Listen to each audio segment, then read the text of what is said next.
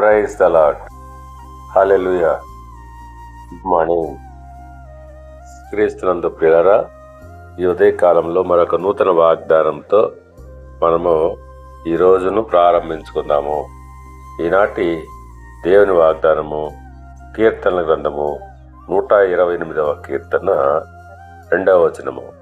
నిశ్చయముగా నీవు నీ చేతుల కష్టార్జితము అనుభవించదవు.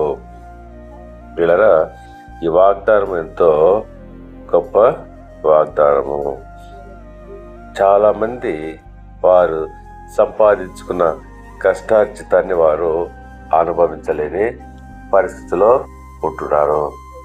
అయితే దేవుని యొక్క ఆశీర్వాదం ఉన్నటువంటి వారు తప్పకుండా వారి యొక్క కష్టార్జితాన్ని వారు అనుభవిస్తారని ఆయన సెలవిస్తాడు. అవును, మనము దేవుని యందు భయభక్తులు కలిగి ఉన్నప్పుడు తప్పకుండా మన యొక్క చేతుల కష్టార్జితాన్ని మనము అనుభవిస్తాము అని అంటున్నాడు.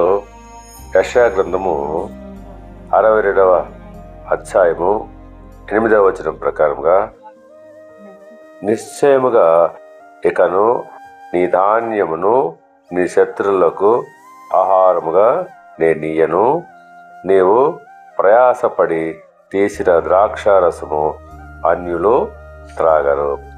అవును, ఇక్కడ కూడా మనం గమనించాల్సిన విషయం ఏంటంటే, నిశ్చయముగా అనగా తప్పకుండా మనము కష్టార్జితంగా చేసుకున్నది ఏదైనా సరే అది అన్యుల పాలు కాదు, దాన్ని మనము అనుభవిస్తామని దేవుడు ప్రమాణపూర్వకంగా వాగ్దానం చేస్తున్నాడు.